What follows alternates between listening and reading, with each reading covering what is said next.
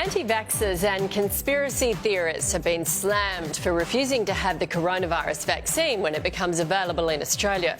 While the Prime Minister's accepted it will be hard to make it mandatory, there are increasing calls for there to be consequences for those who refuse the jab. The government has warned it won't rule out strict measures for those who do not comply. It's a hot topic this morning. To discuss it, I'm joined by 7 News political editor Mark Riley and journalist Louise Roberts. Morning to both of you. Mark, good morning. Do you think the federal government will follow through on these threats?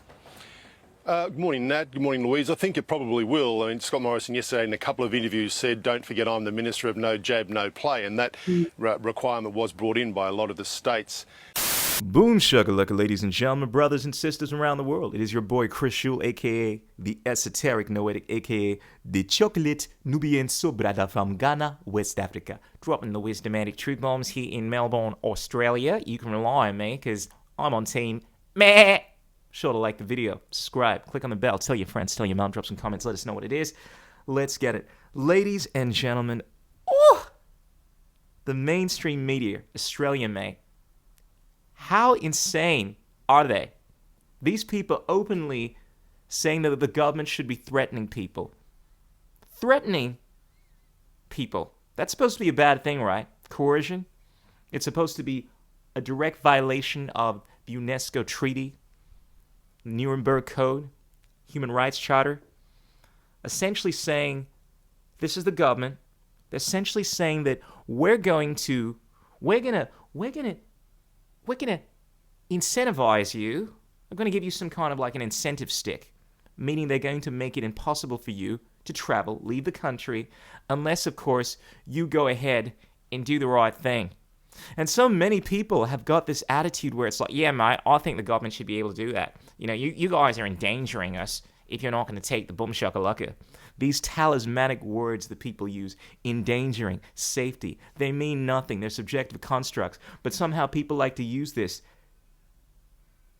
to create this argument that is built of air and imagination that you're committing violence by not taking this boom shakalaka. Now, of course, I'm not going to go into any of the science, but this is, from a human rights perspective, absolutely insane.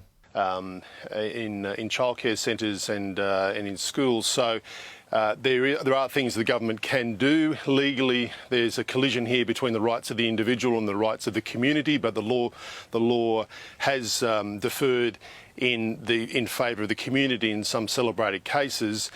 Okay, this is the argument. This is the argument, right? That we have to consider the rights of the community as well as the rights of the individual. I fucking love this. I love this because it's so utterly ridiculous. People want to seem as if this is a fair, balanced thing. But essentially, if you translate that, what you're saying is that you don't believe in any objective moral standards, that essentially the government can do anything it wants to you. Ultimately, that's what you're saying. You don't want to take anything as definitive. Is it wrong to forcibly rape someone? Is it wrong for the government to force you to stay in your homes, to restrict you from leaving the country? Is it okay for the government to force you to go into other countries and kill people? Well, it's, you know, we got to look at the circumstances. Essentially, you're saying that in any scenario, it can't be definitively wrong. We always have to weigh up the pros and the cons. We have to weigh up the pros and cons of the community. And it sounds like a great idea, ladies and gentlemen, but ultimately it is a direct violation of the natural law, of your natural rights. And classically in law, in the common law, it's never a question of whether or not something is in line with the community standards, if it violates your unenable rights. It's always a no-no. But this is the conversation that we're having now. Oh, it's okay because we have to think of the community standards. No, absolutely insane. So the government can do something. Maybe, you know, no jab, no job keeper. No jab, no job seeker. Would that work? Who knows? But look, the bigger problem here, though, Nat, is a question of moral and intellectual equivalence. This is what the anti-vaxxers want. They want a debate where their Fruit Loop ideas are given the same elevation as science, and we shouldn't give them that. Yeah. Look, I think the vaccine will go ahead. It's what we've, you know, give or take some of the fine print that obviously has to be ironed out at this point. but it's what we've all been waiting for. I mean, this whole pandemic has been marked by a real feeling of helplessness that we need a vaccine in order to get on with our lives, but also a sense of we're all in this together. That's why we all need to have this vaccine, because in order to get herd immunity, 95% of us need to have it, unless you have a legitimate medical reason not to have the vaccine. And to my mind, that's the only reason why you should refuse it. I love how they use this slogan, we're all in this together. We're all in this together, mate. Essentially, that means we don't want you to have any self-respect. We want you just to do whatever we think. When the term we here is very subjective. Who is we? Because we is obviously not any individual. We is any individual, like a prime minister or in any position for that matter, saying that they know what we is. They know what the general consensus is. They know what the science is. And they're going to force you to comply with the science because we're all in this together, meaning that you don't have any objective rights. Fundamentally, all we got to say is, you're being selfish, mate. And we can justify whatever we want on you because we get to decide what goes on. When we is essentially nothing. I mean, do we really have a democratic system in play here? I mean, granted, a lot of people wore kind of this notion that democracy is the rule of the people and it has no respect for individual rights. But essentially, we have a few people that are in power that are not necessarily obeying the will of the people and are just implementing standards, requirements that are not only in violation of people's unalienable rights, but don't even represent what the general population want. Do you think the majority of people that are on their last years, in their deathbeds, want to be spending their time being probed, not being able to see their friends and family, not being able to travel in order to keep everyone safe? I don't think so.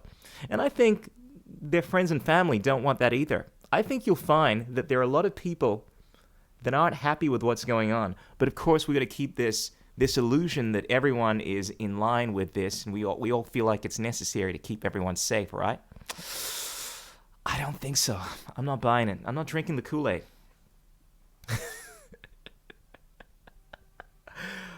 I love how the notion has been put forward that these Fruit Loop ideas shouldn't be entertained. That this debate should never be had. That the anti-vaxxers, the last thing we want is for them to be having this debate. And they're saying this because the reality is that if this was to be openly spoken about, it would be very clear what is going on. This is my opinion. As the Buddha said, 3 things you cannot hide: the sun, the moon, and the truth. If this stuff was exposed, came into light, you would have the truth. I think people, if they're really allowed to have open, honest conversations without all of this censorship, it's very easy for them to come to the right conclusion. But you find the establishment, the media, politicians, and obviously their controllers are so ardently trying to censor this information from coming out because they know that fundamentally they don't have any legs to stand on when it comes to what they're saying in terms of whether or not they're justified in enforcing these draconian measures. But of course, these journalists want to have you believe that, look, we shouldn't have this conversation because it's so ridiculous, and some people might believe it, that it's not worthy having this debate. When the very idea of freedom of speech, of having any kind of system is to have a free society, for that matter, is to have people able to have conversations in regards to what is going on. Freedom of speech is the most sacred tenet of a free society. Without that, well, you're only left to be able to defend yourself. I mean, that's what the Second Amendment was for, right? Just in the event that the first doesn't work. You need to have the right to defend yourself, because ultimately you're going to war. Because if you do not have a battlefield to discuss these ideas, if that becomes impossible, if those that make peaceful revolution impossible make violent revolution inevitable, or something to that extent, as JFK once said, you're left with no other choice. And you're going to need your guns to defend yourself. But this is where we're at, ladies and gentlemen, a point where people won't even allow you to have this conversation. It's all been censored. Yeah. Okay. And the other idea that's really important here is the responsibility on big media companies. By that, I mean those big media companies who say they aren't big media companies. Facebook, Twitter, Instagram, and all these social media platforms. When all these nutcase theories are being propagated on their platforms, they should pull them down. If they can pull down tweets from the President of the United States, they can pull down this Gumph, and they should. Well, the amount of things that go around Facebook every day, and you can hear it come out at every barbecue, at every dinner party. It's sprouted. Yes. I know. It's repeated back to you. Can be worried about these things, and people who maybe haven't read deeply into it can be persuaded by it. So, I mean, there's a real responsibility for this sort of stuff. I read stuff last night about vaccines being a front for injecting silicon chips into people's bodies so governments can trace them. I mean, really, this sort of stuff should not be allowed to be put onto social media, because it does persuade people, unfortunately. Yeah. The idea that you think you can force someone to do what you want because you want to keep everyone safe is the very seed of tyranny, evil. I mean, we are seeing exactly the same thing that happened, what is it, not even 100 years ago. When we're in 2020 now. This is back in the 1930s Germany. We're seeing the same thing carry itself out. The law is being changed. Apparently, within 6 years of Hitler's rule, about 400 laws were changed in order to support safety. And we're seeing this stuff being done within months, not years, ladies and gentlemen. We're seeing these laws come into play where the government has the right to take away your very right to breathe because it's trying to keep you safe. We're seeing the same quarantine camps. We're seeing the same coercive measures. We're seeing the same trying to identify those that are good from those that are bad, marking them. We're seeing the same thing carry out. Those that do not learn from history are doomed to repeat it. These nutcase theories should not be accepted on social media. And look, here's the thing. Let's play this game. If social media wants to prevent information from coming out into the fore, and they want to censor people, create other social media platforms. There are always other alternatives, ladies and gentlemen. The truth will come out eventually. Get on the Telegram. Get on the Hive. Get on whatever other social media platform that cannot be censored.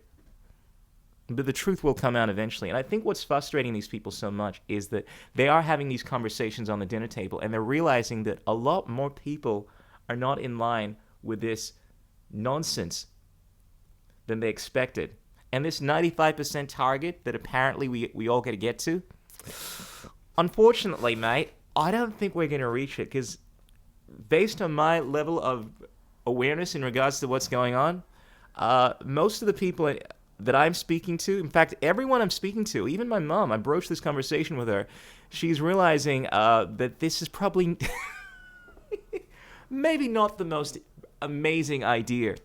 Maybe she might wait a while before she gets the boom shakalaka. I don't think it's going to happen anytime soon, ladies and gentlemen. Granted, look, they're going to apply these measures. If you don't take it, you can't leave the country. But I think this will only be maintained for a certain amount of time. We have certain MPs that are fighting against this. They're going to make sure within time your freedoms will be restored. Because as I've said, and I will say again, the truth will come out. The conspiracy theories very much are coming out. And I don't think they're scaring people. They're awakening people to the reality of what is actually going on. People often use conspiracy theories for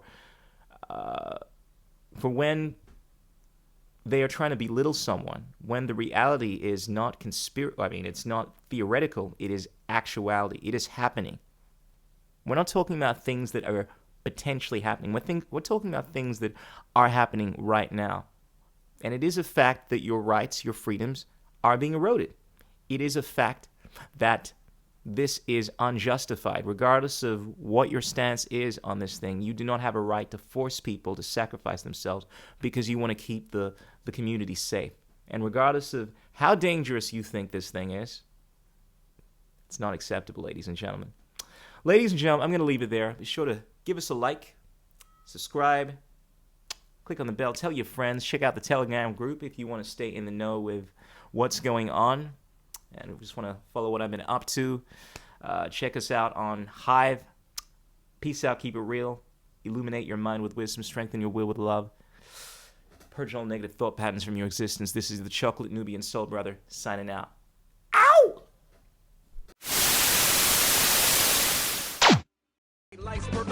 What is liberty? What the? Who says you can't build muscle on a vegan diet? What's it like being a hottie in the vegan community? There are no political solutions, only technological ones. The economics of the system don't allow multiple competing systems to survive. Engineering, technology, these arts of humanity, they are magic.